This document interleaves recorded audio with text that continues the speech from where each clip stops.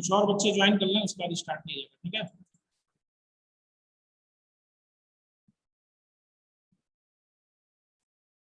आज हम लोग स्टार्ट किया जाएगा चैप्टर 4 करंट इलेक्ट्रिसिटी, ठीक है, विद्युत धारा।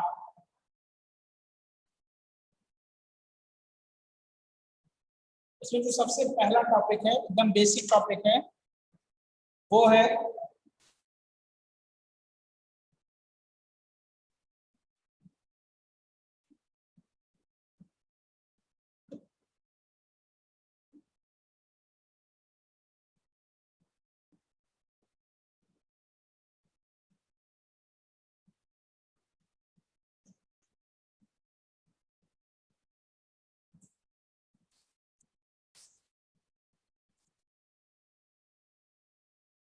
विद्युत सेल,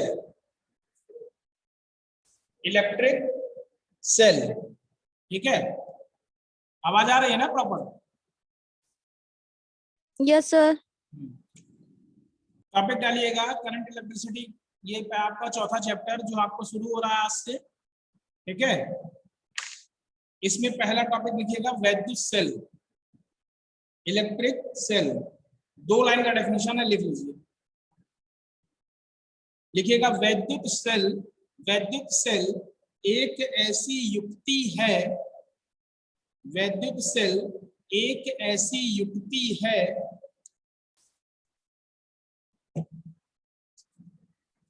एक ऐसी युक्ति है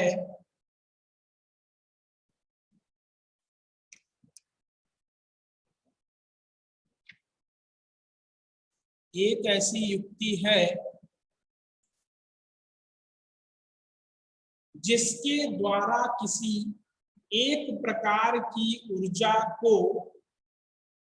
एक प्रकार की ऊर्जा का लिखिए, जिसके द्वारा किसी एक प्रकार की ऊर्जा का वैद्युत ऊर्जा में, वैद्युत ऊर्जा में सतत रूपांतरण होता रहता है, सतत रूपांतरण होता रहता है, जिसके फलस्वरूप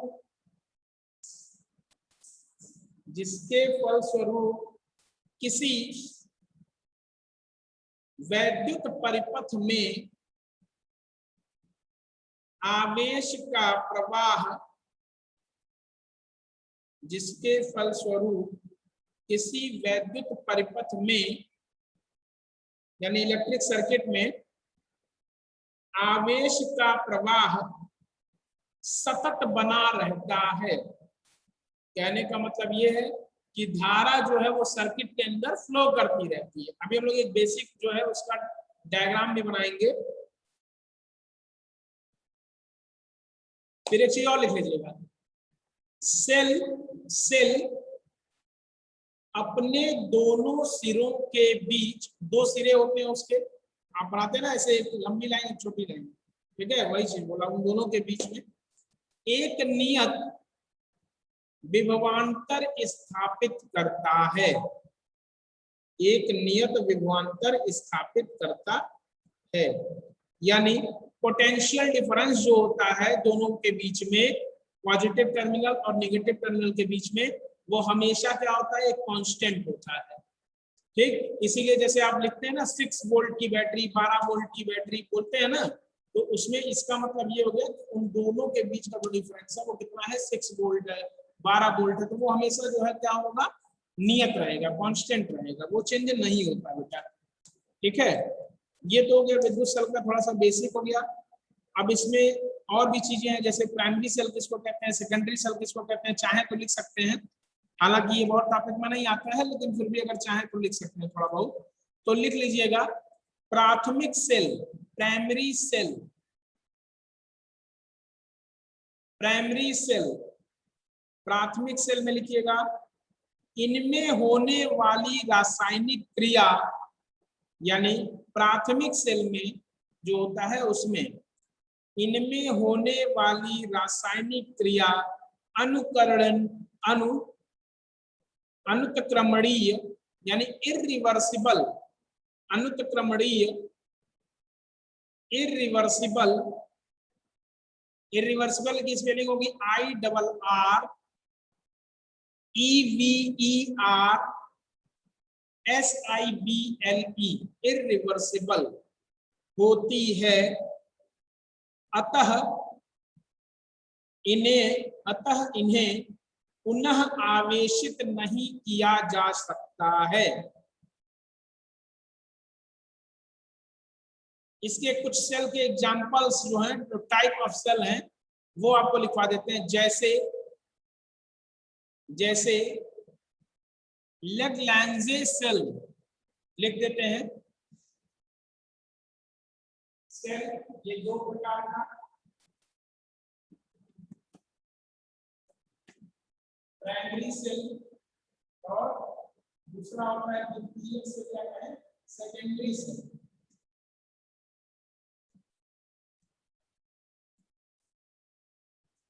सेकेंडरी सेल प्राइमरी सेल में के जो एग्जांपल है वो क्या है, इसके जो एग्जांपल है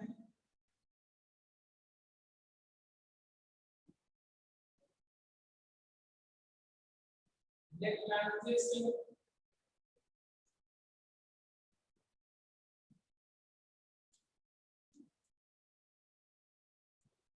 दूसरा लिखेगा डेनियल सेल,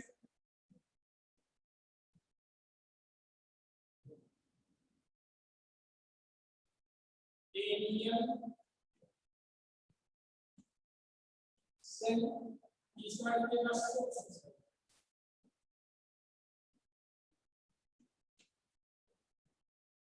ये तीनों एग्जांपल है इसके प्राइमरी सेल। नोट कर लीजिएगा, लैग्रैंजे सेल, डेनियल सेल और सोक्स सेल, ये तीन ऐसे सेल्स के टाइप हैं जो क्या है, प्राइमरी सेल के टाइप है। यानी इसमें क्या होता है, ये इरिवर्सिबल टाइप है। ठीक है, फिर लिखिएगा सेकेंडरी सेल, द्वितीयक सेल।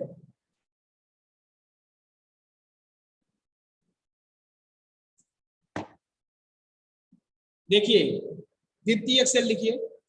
एक्चुअल में कहने का मतलब क्या है, प्राइमरी सेल में क्या होता है, कहेंगे कि जो प्राइमरी सेल होता है उसमें क्या होता है, तो कहेंगे इरिवर्सिबल होने का मतलब ये हो गया कि ये सेल जो है आप फिर से इसको आवेशित नहीं कर सकते। अगर एक बार ये खत्म हो गया, ये क्या होगा, डिस्चार्ज हो गया, तो फिर आप इसको चार्जिंग फिर से नहीं कर सकते हैं। ठीक है, इसके तीन टाइप्स हो गए, पहला हो गया लैग्रैंजे, दूसरा डेनियल, तीसरा शुष्क सेल। ठीक, फिर इसके बाद द्वितीयक सेल, सेकेंडरी सेल में लिखिएगा, इनमें होने वाली, यानी सेकेंड द्वितीयक सेल में इनमें होने वाली रासायनिक क्रिया उत्क्रमणीय होती है, यानी रिवर्सिबल होती है। उत्क्रमणीय, रिवर्सिबल, उत्क्रमणीय होती है, रिवर्सिबल होती है। अतः इन्हें पुनः आवेशित किया जा सकता है। अतः इन्हें पुनः आवेशित किया जा सकता है। जैसे क्या होता है, घरों में जो बैटरी लगी रहती है उसको क्या करते हैं हम लोग, एक बार वो डिस्चार्ज होती है, फिर लाइट आता है, फिर से चार्ज हो जाता है। ठीक है ना, फिर लाइट जाती है, फिर से हम उसका यूज करते हैं। तो ये क्या होता है, कई बार जो है रिवर्सिबल होता है, यानी कि कई बार इसको चार्जिंग और डिस्चार्जिंग का प्रोसेस इसमें हो सकता है। तो ये सेकेंडरी टाइप का सेल हो गया बेटा। ठीक है, तो लिखिएगा इसे, इन्हें पुनः आवेशित किया जा सकता है। एग्जाम्पल में लिखिएगा, लेड एसिड बैटरी होती है ना,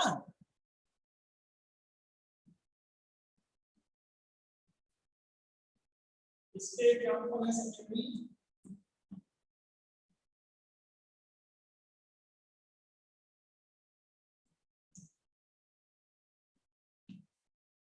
सीसा, संचायक,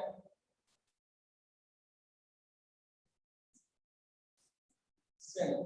इसको सीसे को इंग्लिश में बोलते हैं क्या, लेड। ठीक, और संचायक मतलब एक्यूमुलेटर।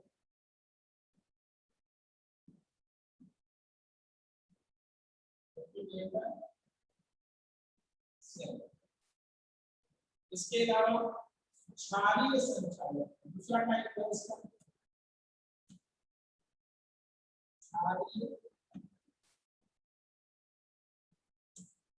संचायक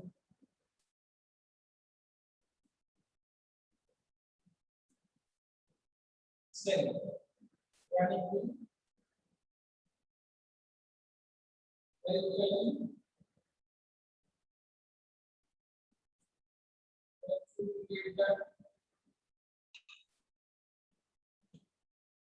सेल,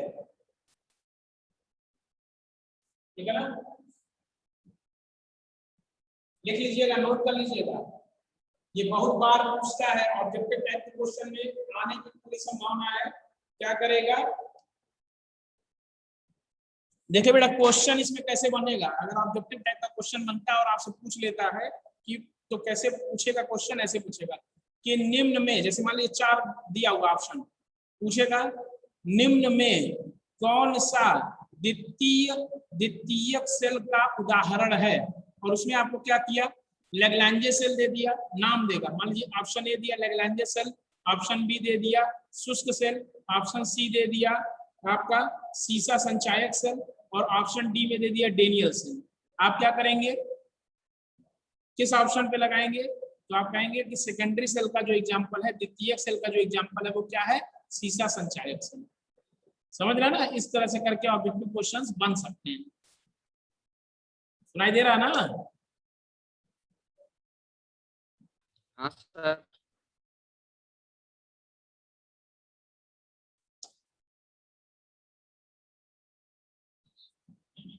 अब एक चीज और लिख लीजिएगा नीचे वाली लाइन में, 2 या 2 से अधिक सेलों के, 2 या 2 से अधिक सेलों के, या सेलों, हाँ सेलों लिख सकते हैं, सेलों के संयोग को बैटरी कहते हैं।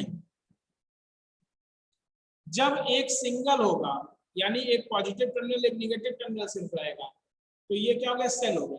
जब एक से ज्यादा सेल होगा तो उसको क्या कहेंगे, तो वो बैटरी कहलाती है। आगे लिखिएगा टॉपिक वैद्युत धारा। वैद्युत धारा, इलेक्ट्रिक करंट या करंट इलेक्ट्रिसिटी, जो आपका चैप्टर का नाम भी है।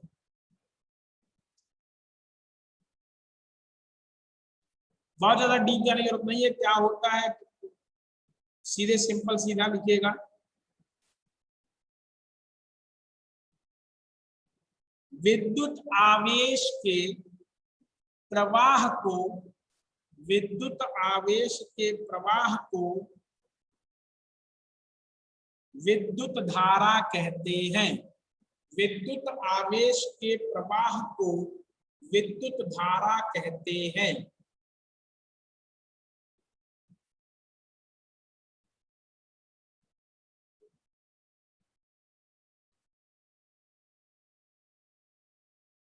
फिर आगे लिखिएगा विद्युत धारा केवल इलेक्ट्रॉनों के स्थानांतरण, केवल इलेक्ट्रॉनों के स्थानांतरण या प्रवाह के, या प्रवाह के कारण ही नहीं उत्पन्न होती, बल्कि किसी भी आवेशित कण के, किसी भी आवेशित कण के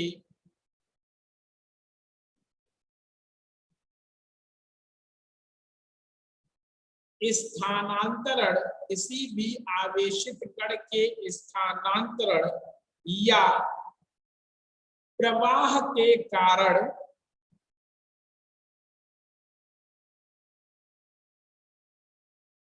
भी उत्पन्न होती है, भी उत्पन्न होती है या उत्पन्न होती है। जैसे, जैसे जैसे अम्ल, क्षार और लवण, जैसे अम्ल, क्षार और लवण के जलीय विलयन में तथा गैस में आयनों के प्रवाह के कारण, गैस में आयनों के प्रवाह के कारण तथा धात्विक चालक में, या धात्वीय लिख लीजिएगा, धात्वीय, धात्वीय चालक में वैद्युत धारा केवल इलेक्ट्रॉनों के स्थानांतरण के कारण उत्पन्न होती है। देखिए होता क्या है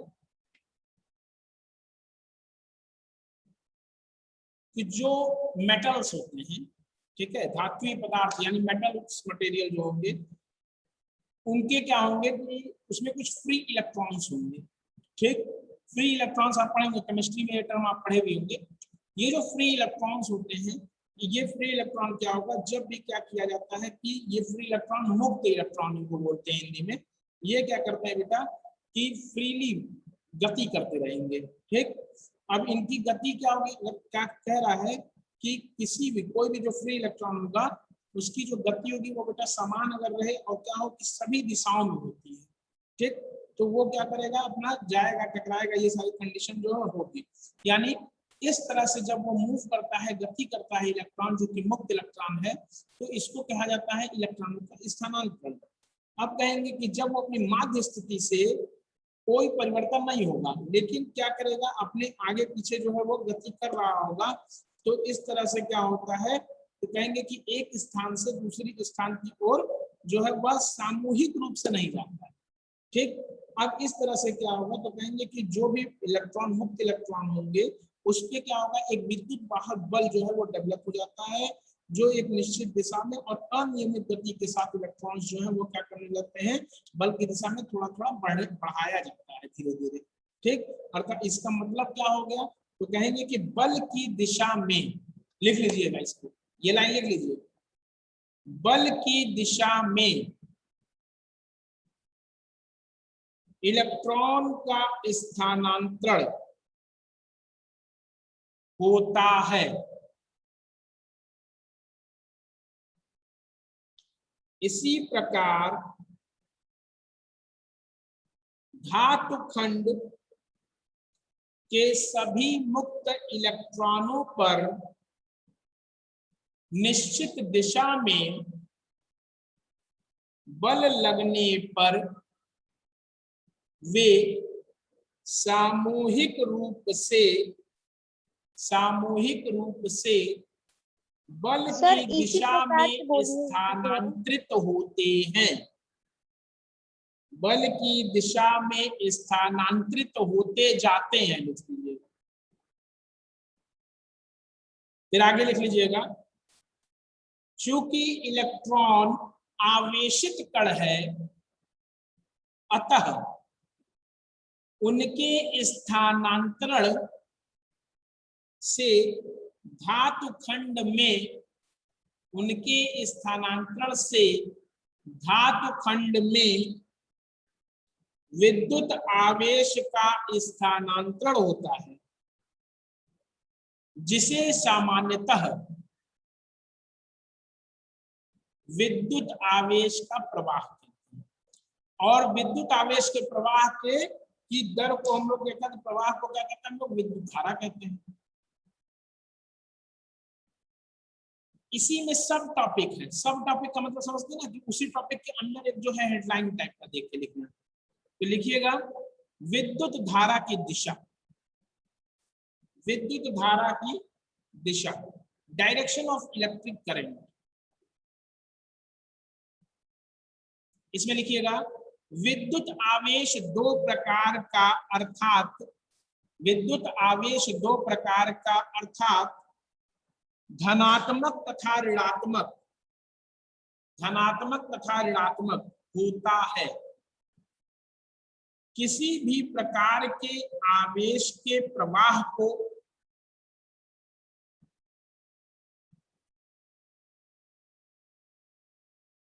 धारा, विद्युत धारा कहा जाता है।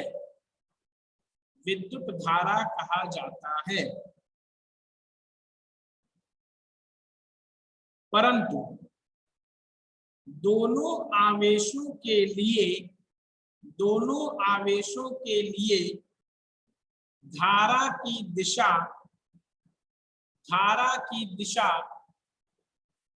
भिन्न भिन्न होती है। धारा की दिशा भिन्न भिन्न होती है।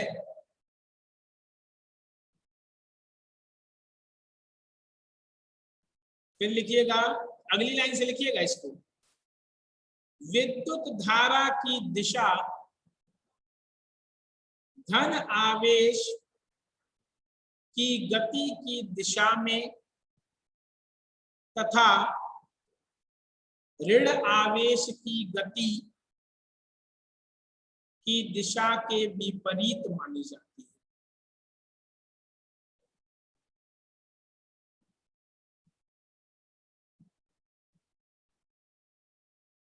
ठीक है, समझ लीजिएगा क्या होता है, कैसे इसकी दिशा डिसाइड होती है। जैसे एक सर्किट है, ठीक है, मान लीजिए एक इलेक्ट्रिक वायर है, ठीक, और वो इलेक्ट्रिक वायर क्या होता है,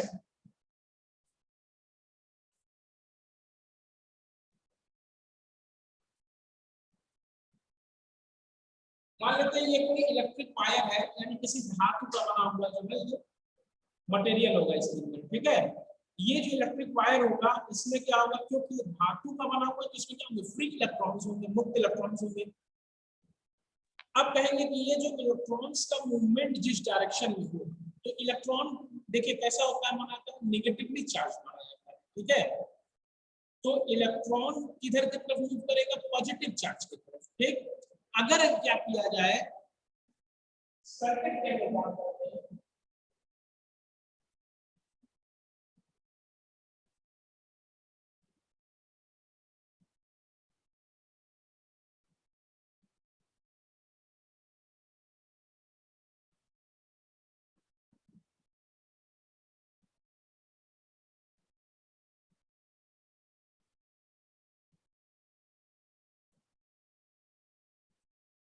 देखिए ये क्या होगा, एक सर्किट होगा। अगर मान लेते हैं ये के क्या है, की, अगर की ऑन है, जैसे आप क्या करते हैं, स्विच को ऑन करते हैं, ठीक है, बहुत प्रैक्टिकल अप्रोच है।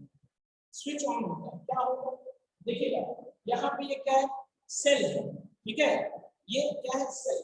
अब क्या होगा, ये जो लंबी वाली लाइन इसमें इसको पॉजिटिव टर्मिनल बोलते हैं, इसको लाइन होगी तो क्या होगा, नेगेटिव टर्मिनल, पैरेलल लाइंस है, लेकिन एक छोटी और एक बड़ी है, जो बड़ी वाली लाइन होती है उसको पॉजिटिव टर्मिनल बोलते हैं, जो छोटी वाली लाइन होती है उसको नेगेटिव टर्मिनल बोलते हैं। ये हो गया पॉजिटिव टर्मिनल, ये हो गया, ठीक है।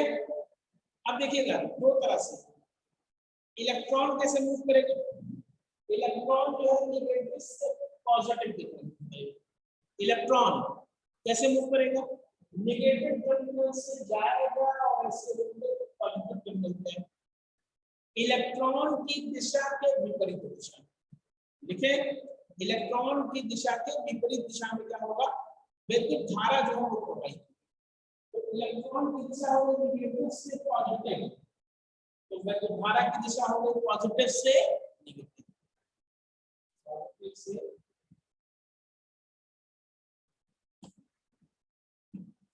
ये बेसिक पार्ट एक बना सकते हैं, ठीक। विद्युत धारा की दिशा क्या होगी, पॉजिटिव टर्मिनल से नेगेटिव, कहां पे, सर्किट में, ठीक। सर्किट के अंदर यानी ये सेल के अंदर कैसे होगा, तो सेल के अंदर की जब बात करेंगे तो ये मान लीजिए इसी चीज को जब फोकस किया गया,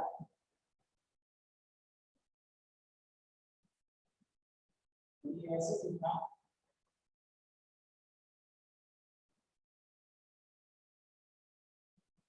तब क्या दिखाना, ये नेगेटिव टर्मिनल, इसके अंदर कैसे फ्लो कर रहा है, नेगेटिव से पॉजिटिव करंट फ्लो, ठीक है। सेल के अंदर एन और एन सर्किट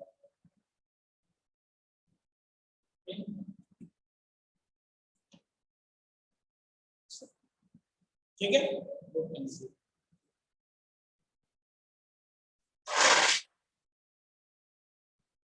सेल के अंदर नेगेटिव से पॉजिटिव, सेल के बाहर सर्किट में पॉजिटिव टर्मिनल से नेगेटिव टर्मिनल। ठीक है,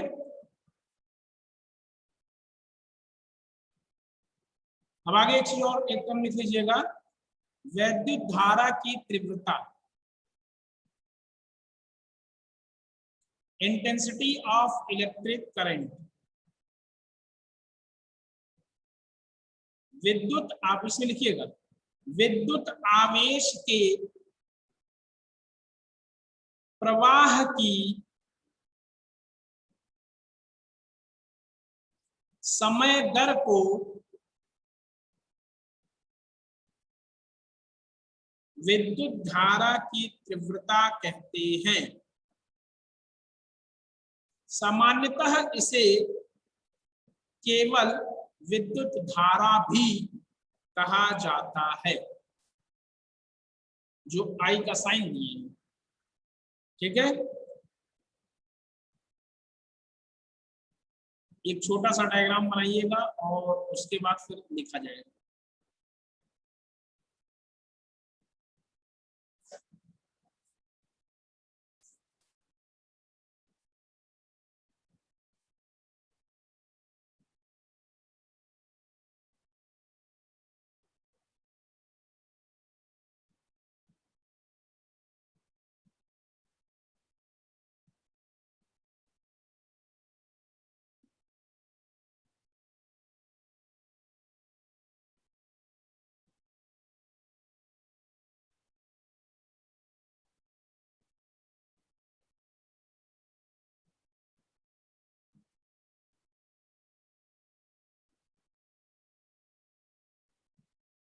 बना लीजिए।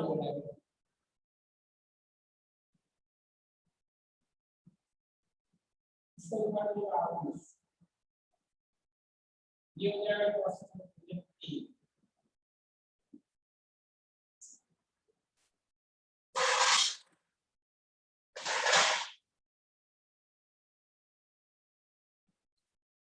डायग्राम बना लिया ये।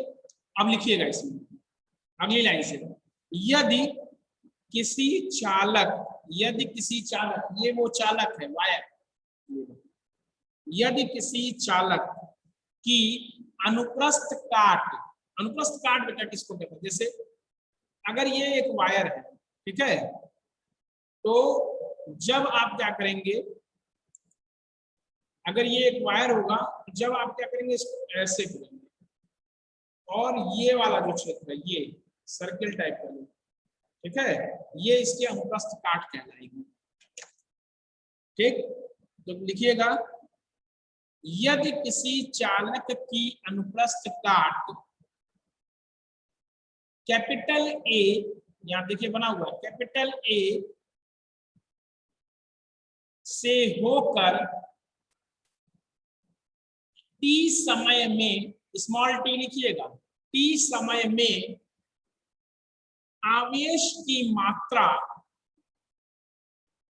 स्मॉल क्यू प्रवाहित हो तो विद्युत धारा आई, स्मॉल आई लिखिएगा, आई, फार्मूला लिख लीजिएगा, नीचे नीचे वाली लाइन में लिखिएगा, I is equal to Q by T. I is equal to Q by T.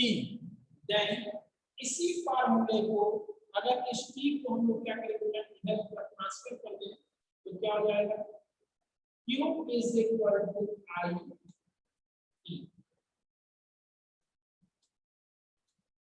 और क्या Q is equal to I T हो जाएगा। बेटा Q यहाँ पे क्या है, आवेश, I क्या है, विद्युत धारा है, और T क्या है, समय है। तो कहेंगे आवेश बराबर धारा गुणे समय। क्या कहेंगे, ये लिखा हुआ है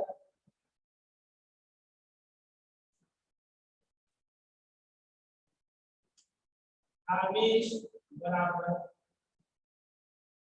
धारा गुणे समय। आवेश बराबर धारा गुणे समय। ठीक, इसका मात्रक क्या होगा?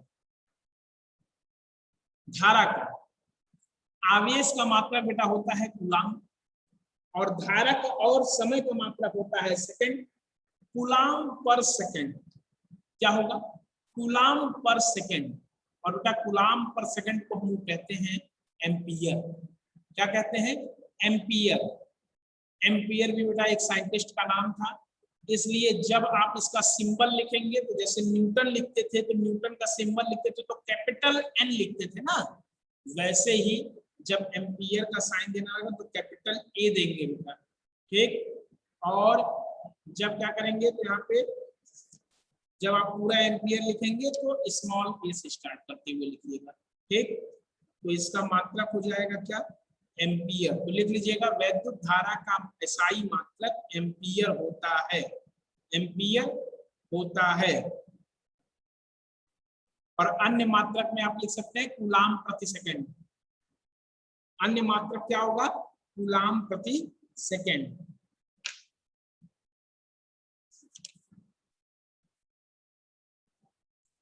सेल का लिखिएगा टॉपिक, सब टॉपिक है छोटा सा, लिखिएगा सेल का विद्युत वाहक बल, electromotive force of a cell. Electromotive force of a cell.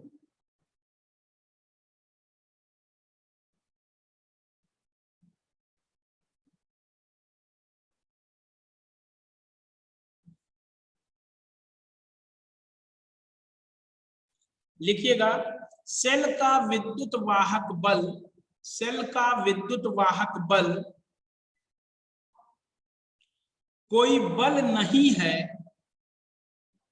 बल्कि कोई बल नहीं है, बल्कि यह परिपथ में आवेश के लिए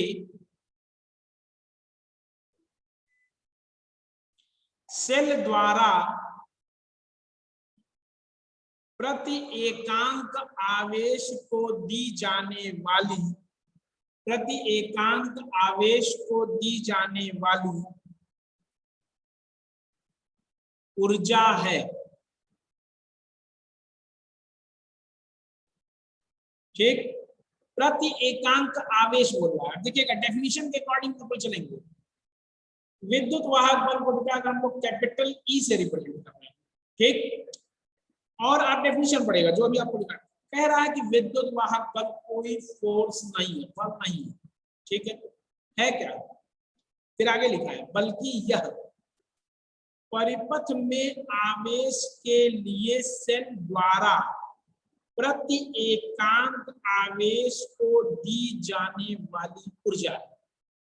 ठीक, ये लिखे ना, प्रति एकांक आवेश। अगर आप विद्युत वाहक बल को रिप्रेजेंट कर रहे हैं विद्युत वाहक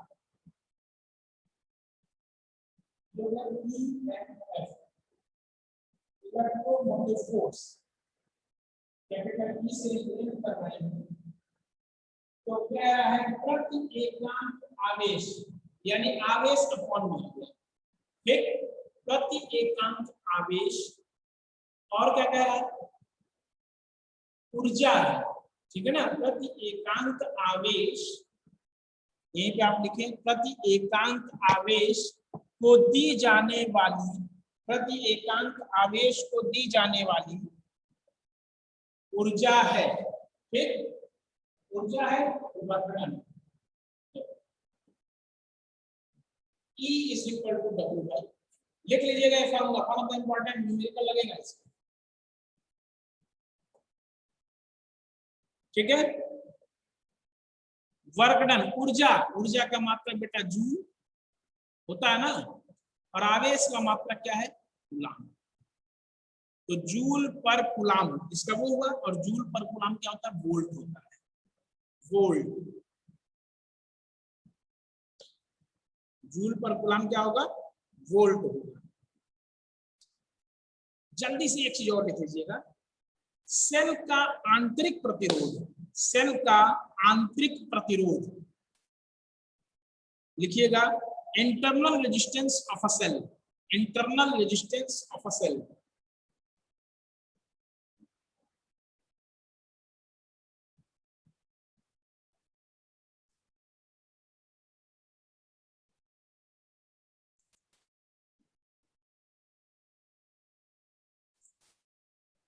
internal resistance of a cell लिखिएगा, सेल के अंदर उपस्थित विद्युत अपघट्य पदार्थ द्वारा, विद्युत अपघट्य पदार्थ द्वारा सेल के अंदर आवेश के प्रवाह में डाले गए विरोध, आवेश के प्रवाह में डाले गए विरोध अथवा रुकावट को ही सेल का आंतरिक प्रतिरोध कहते हैं। एक चीज और लिख लीजिएगा, आदर्श बैटरी, आदर्श बैटरी का आंतरिक प्रतिरोध शून्य होता है, यानी उसमें कोई रेजिस्टेंस नहीं होगा। एक बार आवेशित करने की कभी सेल खत्म ही नहीं होगी, जो कि पॉसिबल नहीं। ठीक है, चलिए यहां तक का आज रहने देते हैं, क्योंकि अब बहुत टाइम नहीं बचा है। अगर किसी को कुछ पूछना हो, कोई टर्म ना समझ में आया हो तो पूछ सकते हैं, वैसे भी आप पूछ सकते हैं, व्हाट्सएप करके आप पूछ सकते हैं, कोई दिक्कत नहीं है कभी भी। एक चीज और, ऑब्जेक्टिव टाइप के जो क्वेश्चंस कह रहे थे वो बना के हो सकता है शाम को आपको मिलेगा। ठीक है, तो वो क्वेश्चन आप सॉल्व करिएगा, और इसके अलावा और भी क्वेश्चन जो है वो बना के हम आपको देंगे। ठीक, अगर किसी को कहीं कोई प्रॉब्लम हो तो एक बार बता दीजिए। सर ये आदर्श बैटरी से एक बार फिर से बोल आदर्श दीजिए। बैटरी में आइडियल कंडीशन, जैसे कहने का मतलब ये होगा कि आइडियल कंडीशन मतलब कि जिसमें किसी भी तरह का जो है एनर्जी का लॉस ना हो रहा हो, यानी कोई रेजिस्टेंस ही ना हो। ऐसा कोई वायर नहीं बनाया जा सकता है बेटा जिसमें से क्या हो, पूरी तरीके से जो है वो फ्लो करके निकल जाए, यानी कि पूरी तरीके से। कोई आप पढ़े होंगे कि कोई भी चीज जो है वो 100% सुचालक नहीं होती है। ठीक है, कुछ ना कुछ उसमें रेजिस्टेंस होता है। तो जब बेटा रेजिस्टेंस रहेगा तो जाहिर सी बात है कि जब रेजिस्टेंस रहेगा कुछ ना कुछ तो आंतरिक रेजिस्टेंस